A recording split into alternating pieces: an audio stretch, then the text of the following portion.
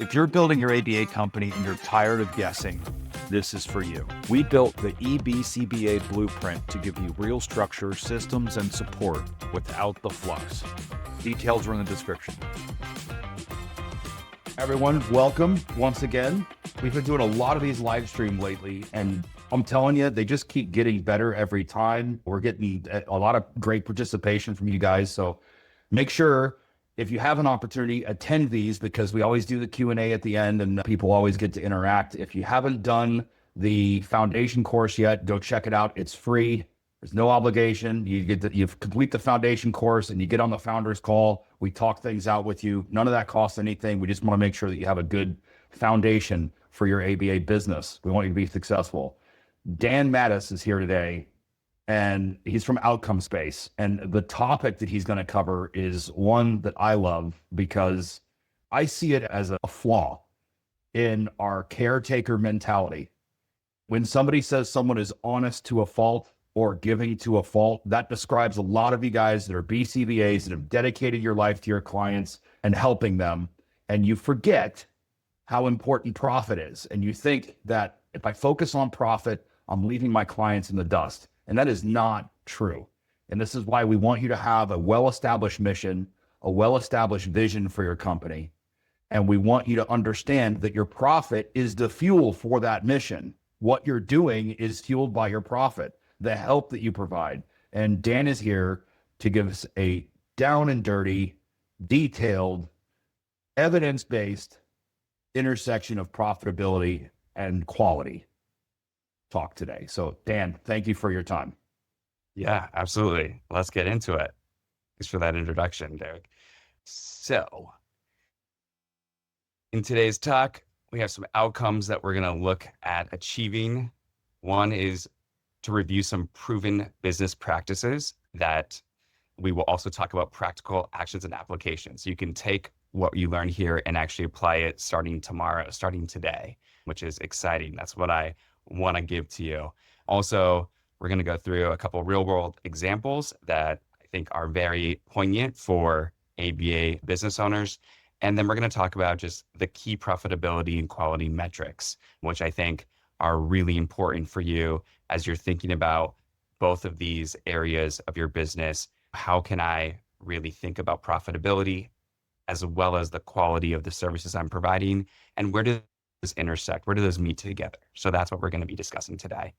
And I think to paint a picture of where we're going, it's important to think about the idea that great client outcomes and a thriving business aren't opposites. They feed into each other. They go together. They're married, and you can't get one without the other. But it is possible to be bad at both or bad at one of those areas. But really, to have a sustainable operating business, you need to be good at both of these things. And understanding that intersection and good business practices sets your provider group apart to payers, clinicians, and to clients. And I think that's something that we're all trying to achieve in this space, is really what makes us better than the competitors, because it's a very competitive marketplace. And I think it also feels good to be good at what you do. And you want to pat yourself on the back. Like, it's not easy to run an ABA company. And so understanding the metrics that will help you build something that has a foundation and sustainability will help you in the future also say, hey, we're doing great work. We feel good about it. And you can sleep better at night knowing that you have everything in place. So now I'm just going to get into a quick poll question. We don't have a formal poll here, but if you just want to put in the chat, the question is, who here collects both clinical and financial KPIs together? And I think this is just a good launching point for some of the conversation we're going to have today. It helps me just understand who's on the call, who, where we're at. So if you want to just drop in the chat, A, B, C, or D. A, I do track financial KPIs. B, I do track clinical KPIs. C, I track both. Or D, I'm not sure. What is a KPI? And that's a totally fair question, especially if you're not with a business background. but we'll discuss. So I see a couple answers in here, and yeah, this is great. So we have some variety on the call, which is great. So I think what we're going to talk about today is how we want to track both financial and clinical KPIs. But before we get into that, let's just say what KPI stands for. So that means key performance indicator. And really what that means is it's a metric that you use in business to measure the performance of your clinical operations, your financial operations, or just the operational aspects of your business. So KPI, key performance indicator, this measurement shows you how you're doing and is something that you can look toward in a dashboard, or you can look at trends over time. And I'll give you some resources at the end of the conversation that will help you put that in place as well. So I think just to paint the picture, we've already mentioned this a couple of times, but there really is an intersection between running the business and the clinical. And when you have both of those things together, you get good outcomes. You get good clinical outcomes and you get good business outcomes. And that's going to be the focus of our talk today. Why business practices matter. I think sometimes I've heard some ABA providers they leave a big company. They say, I don't want to work for those big companies, those big agencies. I want to start my own. I want to really focus on clinical quality. And that is a very earnest, amazing thing to do. But business practices matter because they also help you run the ethical, proven sustainability of your company. You can't sustain just on providing good clinical quality. You have to also have a lot of these other things in place to keep your business operating. And then you can reach stronger clinical outcomes because you have a strong infrastructure that supports that work. And so some of those key things that you really need to make sure that you have a good handle on are just what systems are you using? How do they work together? What is your infrastructure? What's your foundation of your business? Accounting is really key. You need to know how much money is coming in, how it's being spent, what's your profits and loss. If you don't understand the financial components of your business, you don't know if you're making money. You don't know if you're losing money. You don't know if you can afford to pay your bills. Policies and procedures. These are so key to just having standardization. You may be a first-time business owner and you hire a great administrator who knows a lot of things and they're helping you run your billing and your accounting and maybe some scheduling. But if they leave and you don't know what they're doing or how they do it, then that leaves you in a huge lurch area. So having some stuff written down procedurally in some kind of manual or standard operating procedure, that helps support your business. Then you can bring in new people that follow your way of doing things and you're not reinventing the wheel every time. Also, regulatory compliance, following all of the regulations. And it's not easy. Every payer has a different set of rules and requirements, every state and the federal government. And understanding those and navigating through those is not easy work. But doing so is how you protect the assets and the equity of your company. Because if you get some of those wrong, you're leaving yourself at risk to clawbacks and other financial constraints. And sometimes I've seen companies have to shut down because of really intense audits or prepayment reviews. And that's not what we want. We want you to avoid that. Also, cultural investment. You need to invest in your culture of your business. Because that's your people, and people are the face of your business. So it's not just that you're focused on running an ABA service industry or company, but you have people that work for you that are engaging with your clients, that are helping build the brand of your company. And so these are all really key business practices that you want to have in place to really help ensure the sustainability of your business. And I think on the other hand, poor business practices, they lead to staff burnout, bad client outcomes, and lost revenue. And that's why it's really important that we kind of high level these as we get started today.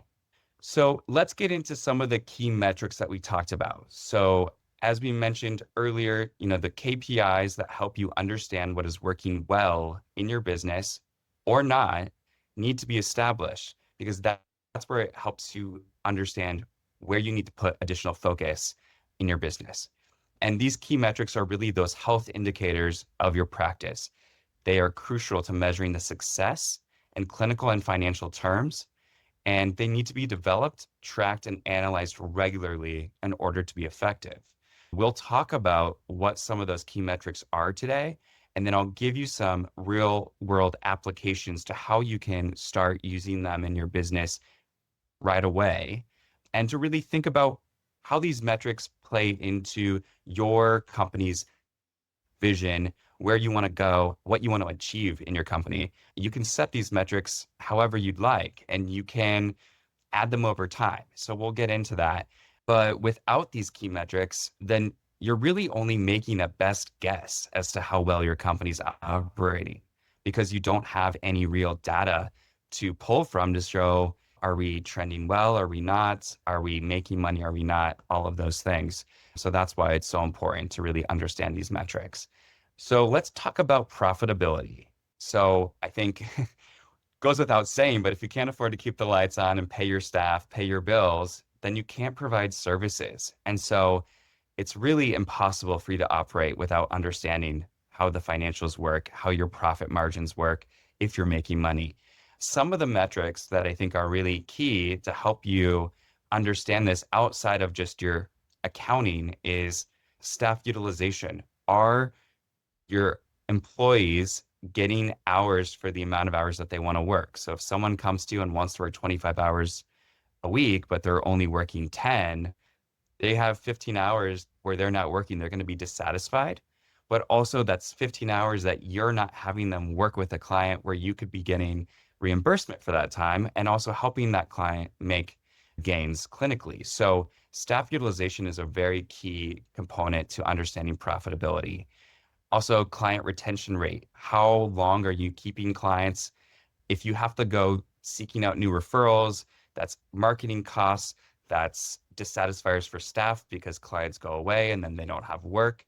Client retention is very important to look at over time. And then also understanding, what is your average client retention? Do you normally work with clients for 2 years, 1 year, 6 months? And that helps you also build in projections for how your business is going to perform that year or the next year, which is really important to understanding the financial health of your business.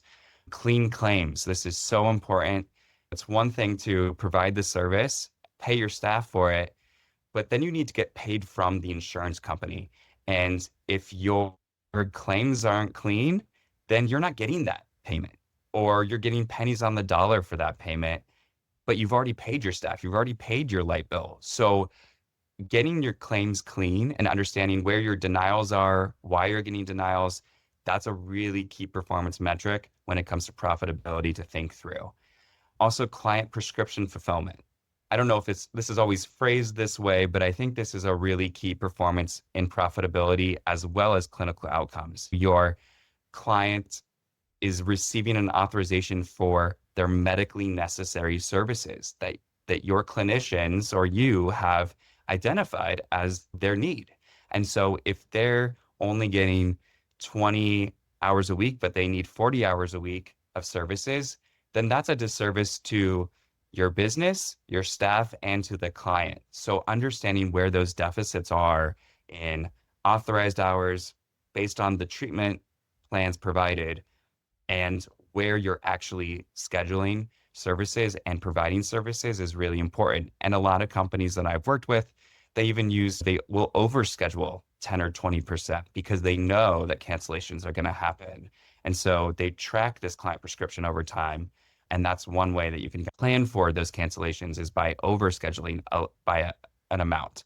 Billable percent per clinician. So I think talking about billable hours for clinicians can be an ugly phrase or term, but it really is important. You need to know if you're getting paid what you should be for the services being provided by your clinicians, and also how many hours that they're working are they actually able to get are you able to get reimbursed for? Because most of your clinicians are salary, especially your BCBAs.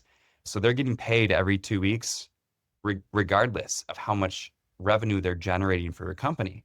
But also, I think when you think about billable hours per clinician, you're also thinking about how much time are they interacting with your clients, with the programs that they're overseeing. And so looking at billable percent per clinician isn't ugly. It's actually a really important business profitability measure. However, I think the way that you present that to your staff is something that you can change and manipulate to be more understanding for them. And we'll talk a little bit about that a little bit later. And then I think I mentioned this briefly, but reimbursement rate per clinical hours. How much money are you actually getting paid for the hours that your staff are working? And you want to look at that because you want to make sure that you're getting paid more than you're paying your staff, because that extra money there, that's what goes back into the profitability of the company, that goes into the investment in the company, in keeping your lights on and paying your bills. All your bills isn't just staff. And if you can't get that profitability, then you can't keep providing services to clients. And so it's really important to think through all of those aspects. So then let's talk about quality. And quality is a really fun thing to talk about because we like to be good at what we do. We like to, quality feels good. I think one thing to think about with quality is that some aspects of it are subjective. And because of that, there can also be some perception that goes into quality. And sometimes it's a misperception. Sometimes your staff may say, things aren't going well for me, so something's wrong, something's broken here, where that might not be the case, but it's because their perception is, I'm not feeling quality.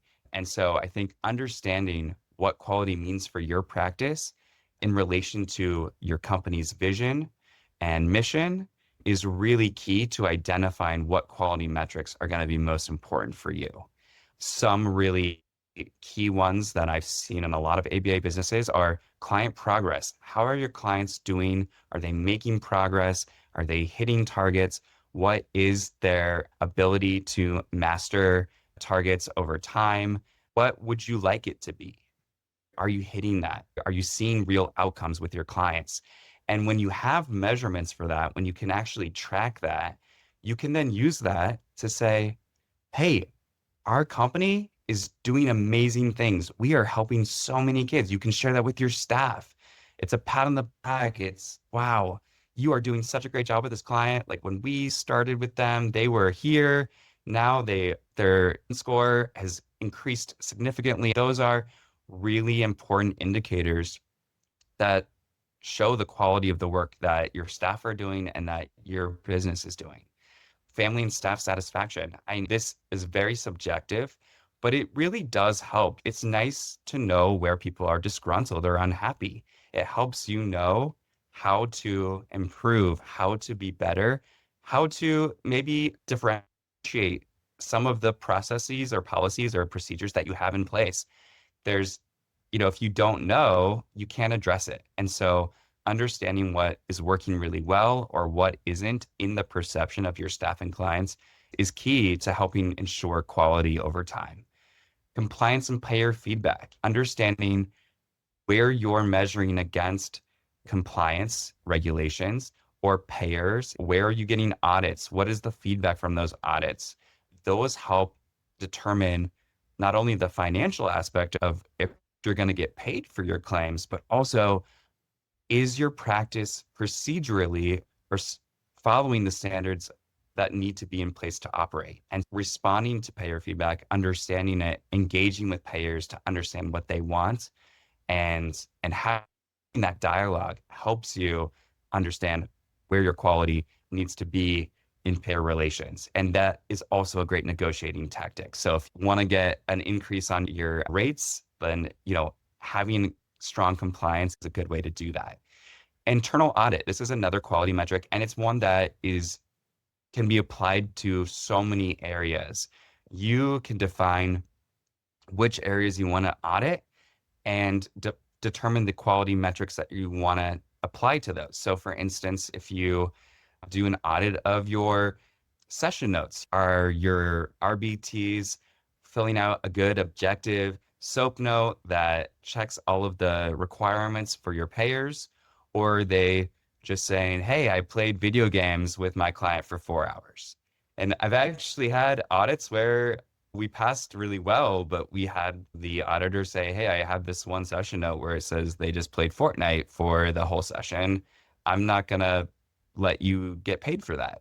And so I think just determining the quality metric that you want and then running reviews and audits on that quality metric help you understand, first of all, are we providing great clinical services, but also do our staff understand how things work and operate? It helps you understand where you can maybe shore up some training opportunities, help with staff development. And so I think internal audit can be very meticulous, but it really does help you understand what's working well in your business on soft skills and hard skills. So looking at these two aspects, we have our clinical quality, we have our financial quality, how they connect. If your staff are happy, that's a quality metric. It can lead to greater client outcomes because they're showing up to work. They're feeling better resourced and appreciated and supported. They want to be there. They like being told the gains that their clients are making. As you're sharing that information with them, as you're being able to actually measure it with some real tangible metrics, then that helps them show up to work. And then your clients are making progress, so they're happy. That leads to better referrals. I think with all the Facebook groups and parent advocacy programs out there, word of mouth should not be overlooked. In fact, I think with every ABA company I've worked with, that is the biggest way that companies really are engaging with potential referrals, because families talk. And in your smaller communities, you don't want to get on the naughty list. You want to be the provider of choice. You want to be like, hey, that company is doing amazing things with my kid, and you've got to check them out. That's where you want to be. And not to say don't spend money on marketing, absolutely, but I think just don't overlook that quality of making sure that you are really paying attention to the client outcomes. And then all of these things, if your clients are getting great outcomes, your staff are satisfied, that leads to more business stability because you're getting more hours worked, which means more revenue coming in, which means that if your clients are happy and your staff are happy, they want to stay with you longer. So then you're not having to replace them, which is a high cost. And so all of these things play together very cohesively. So let's just talk through a quick little case study here. So boosting billable time without burning out staff. This is something that I have really engaged with a lot of ABA providers on, and it's really about managing perception versus reality with both your staff and your clients. So if we just identify the problem here, it's that billable hours are lower than predicted, and some staff have complained about being overworked. So this problem is very dynamic because you have, first of all, your clients aren't getting enough services, but then your staff are saying, hey, I'm overworked. And that's, those kind of conflict in some ways. And so I think what you can do here to really identify some of the areas that can be improved is doing a deep dive of how much time is being spent in billable versus non-billable time with your staff.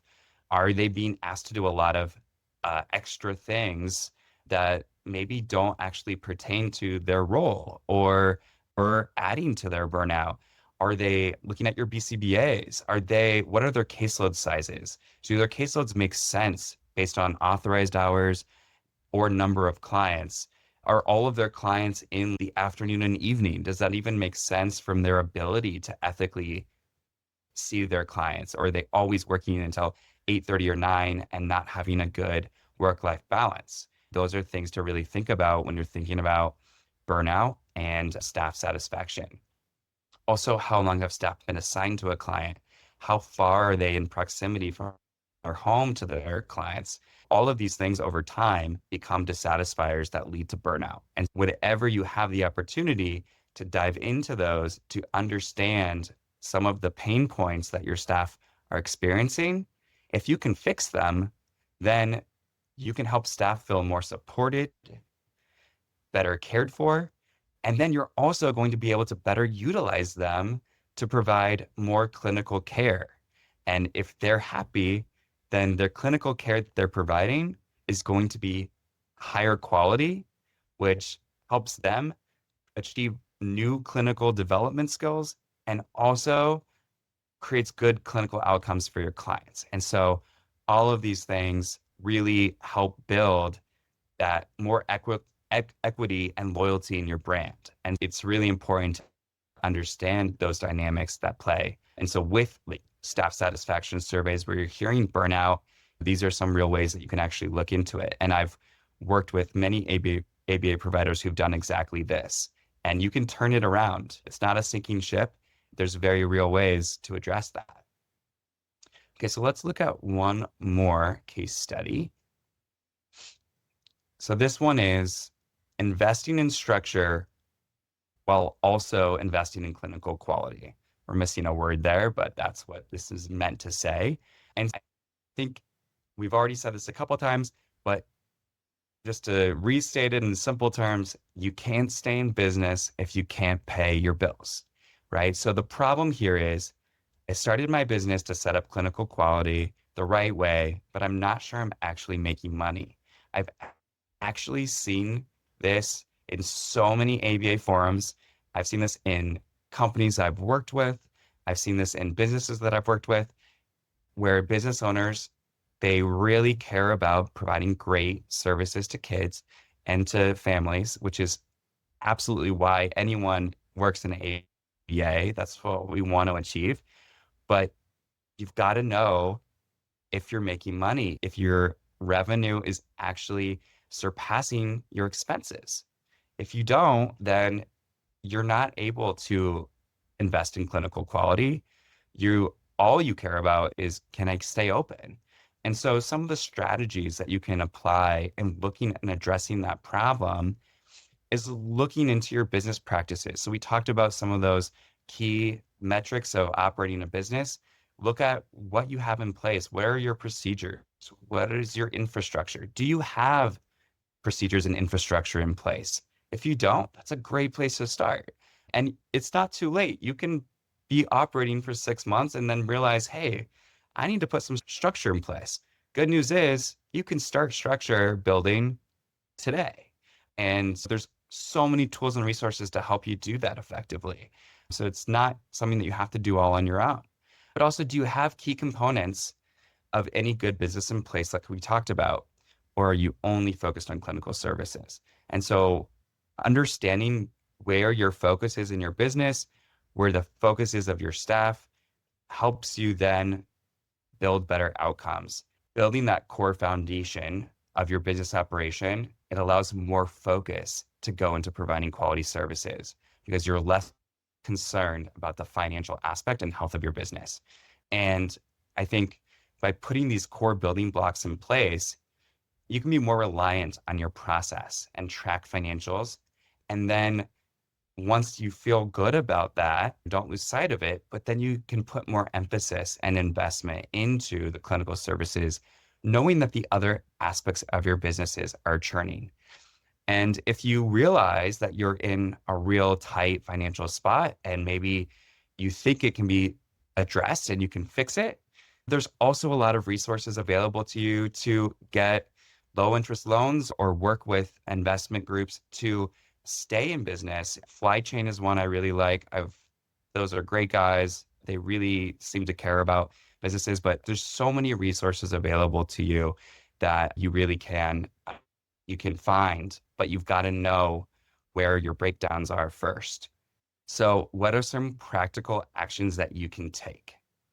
First and foremost, you can start a KPI dashboard. And I'm going to show you what an example of that looks like on the next slide. And I'll actually even provide that as a free resource to anyone who wants it. So you can just reach out and I'll send it to you.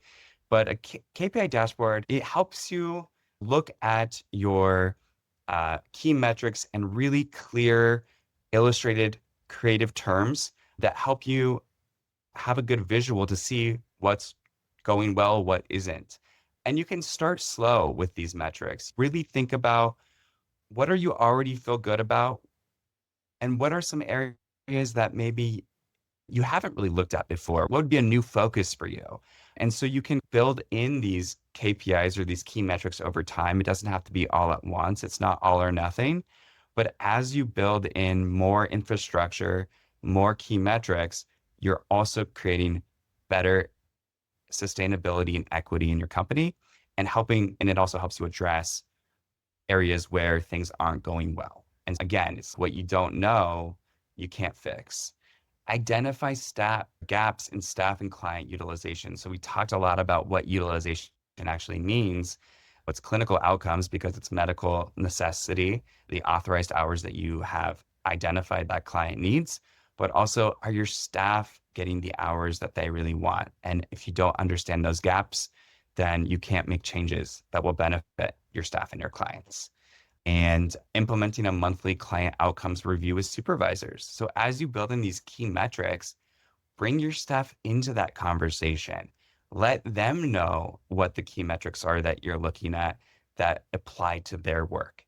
They love data. Clinicians love data. They want to know when things are trending positively or negatively. Sometimes when they're so focused in a silo on just their clients and their clients' program, they'll see that gain every 6 months, but they're not actually seeing maybe in totality all of the work that's being done or which of their BTs is really the strongest and making clinical outcomes and who needs more support, more help. So all of these metrics can help paint a better picture of where to focus for yourself and your staff and also identify root causes. So if something isn't working, why isn't it working? And until you can identify those gaps, you can't really look into that piece. And I think just be open and transparent with your staff on why business operations matter.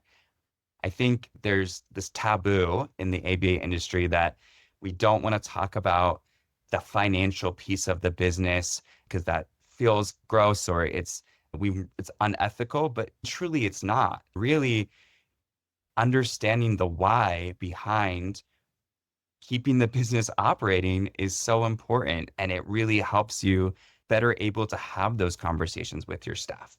And I think in general, in my experience, being a compliance officer and an operations director, all of my clinicians and staff that I've worked with, they want to understand why. I can't just say, go do this, because they want to know what is the reason behind that. And so the more you can give them an understanding of how this plays into the larger picture, how it plays into their employment with you, how it plays into the clinical outcomes, this all kind of is cohesively part of aligning to your company's goals, ethics, and clinical outcomes. So I think like you can have conversations about billables without ever saying the word billable. You can talk about client outcomes. You can talk about staff utilization. You can talk about the deficit or gap in contracted hours versus provided hours. And again, all of that really plays into the sustainability of your company. Okay, so I've got another poll question here. So as we've talked about all these key metrics and these areas to focus on both the profitability side and the quality side, which area will you prioritize first to better align business success with clinical quality going forward? So A, improve my clinical prescription fulfillment. B, strengthen client goal mastery tracking. D, C, enhanced financial reporting and KPI dashboards. Or D, I'm not sure yet. I still need some more time to decide. And that's okay too. You know, this webinar is here to help you just start that first step in identifying how profitability and clinical services go together, and also giving you some tools to start that process or improve it if you've already started it. Yes, I love the variety in the answers that we're getting. Everyone's in a different place, and that's really cool to see. So Now let's look at a sample KPI dashboard. So I did promise you some real applicable things you can take away. So this is an example of what a KPI dashboard might look like. Now I've made this more visual to make it more interesting, but it doesn't have to necessarily be so colorful. I think if you're sharing this with your staff, that actually can be a really helpful tactic.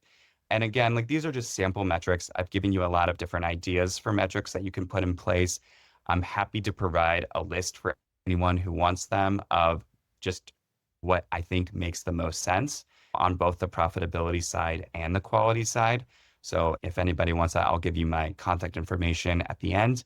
But just as an example, so when you're setting up your KPI dashboard, first and foremost, you want to define the metric that you're looking at. And that means not only what it is, but how are you going to measure it and how often and how is it calculated?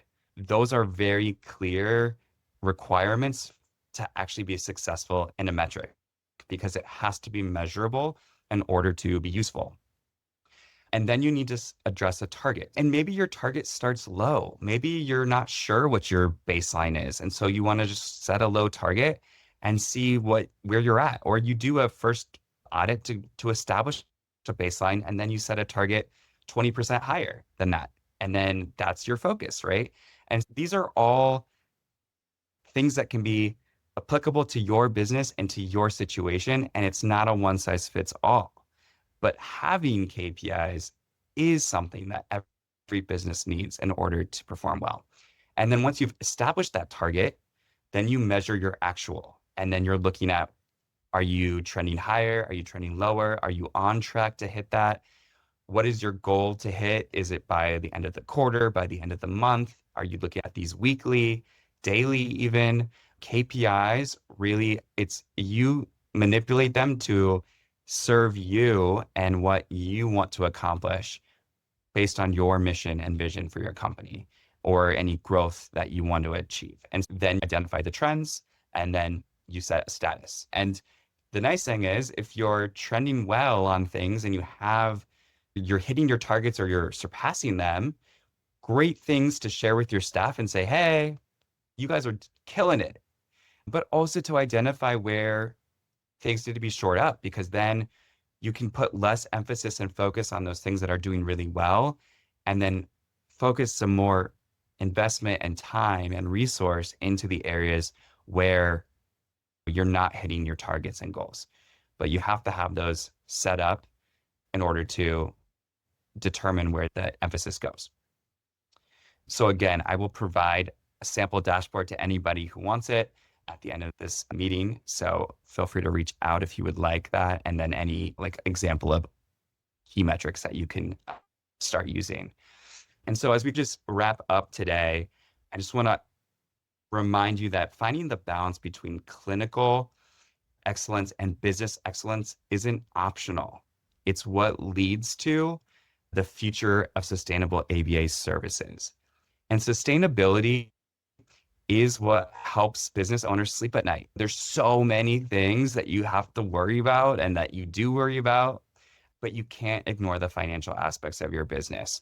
And we talked about the icky terms with talking about revenue or billable hours sometimes with clinicians and staff. No one wants to feel like a number, but I think there's so many ways that we talked about today that you can talk about those things and profitability and revenue with your staff without ever talking about financials, because you're basing it on hours, on client outcomes, on other key performance measurements that you're using. And I think the fact of the matter is you need to know that your staff are working and your clients are getting the hours that they're authorized, as well as receiving effective quality services. And all of these things play together to help you build a sustainable foundation and making sure that you are making money, you have revenue so that you can continue to stay in business. And so I'll just close with a question to you, which is, what's one new metric that you could start tracking next week? So that is the end of my presentation today. My website is here if you want to check out our website. If you would like to contact me directly, if you would like a copy of the KPI dashboard or key metrics, I'm happy to provide that to you. And then also, if there's any questions, I'm happy to answer those as we wrap up here. Dan, this is amazing. Great job, first of all. And it's like dead on, just bullseye. And the icky language that we don't like to talk about, the icky subjects that we don't like the billable hours and things like that. That's something that a big box ABA or a private equity backed ABA company is going to come in and twist your arm and make you have your billable hours. And that's all they talk about. And that's all they care about. But they're strong for a reason, because they are profit focused. Yeah. But they're weak because they're not clinically focused. So you can have both. Just because somebody else bad is using that term doesn't mean that the term is necessarily bad. Right. And I always say, how do I know when to hire somebody? Your business will tell you. Right? How do I know if I'm doing well or not? Your business will tell you. And the language that it speaks is the language that you have taught your business. And if you haven't taught one, then it's not able to speak to you. But the language that you teach your business to speak with you is how you make decisions. And it will tell you what it needs, and it'll tell you when it needs it. And the better your systems and your KPIs and your processes are at KPIs, and not just KPIs, but also cadences. How often are we hitting these KPIs and looking at them and inspecting them and reviewing our systems? Like, what is our cadence? What is our pace of improvement? But the business will tell you, but you have to teach it the language. Yes. And if you have a good system in place, it will tell you very early. It'll tell you 6 months ahead of time that you're going to have a problem. Yeah. And the fly chain guys are amazing at picking up on those little KPIs ahead of time and being able to give you some warning and plan on it. This is something that every business must have. Your business has KPIs. Yes. It has systems. It has processes. They exist. It's just a matter of whether or not you can see them. And if they're not visible to you, then you've got a ghost that you're dealing with. So this is ghosts are bad. Ghosts are icky. They're scary. No ghosts. Yeah. But Dan, I really look forward to working with you on the Odyssey stuff too. This is so in line, but it's just business. It's pretty simple when you think about it. First principles. What do we have to have? We have to have money coming in. We have to make payroll. We have to make sure that we're providing good clinical service. These are all things that are the basic building blocks of any business. The laws of the universe apply to all. Really, once again, thank you for your time. Really appreciate it. And we'll be talking to you again soon on the next one. All right. Sounds good. Thanks. Thanks, Dan.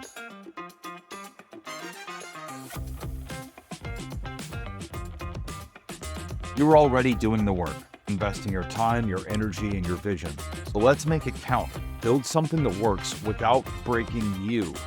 The EBCBA Blueprint is the way. Get started for free with our foundation course.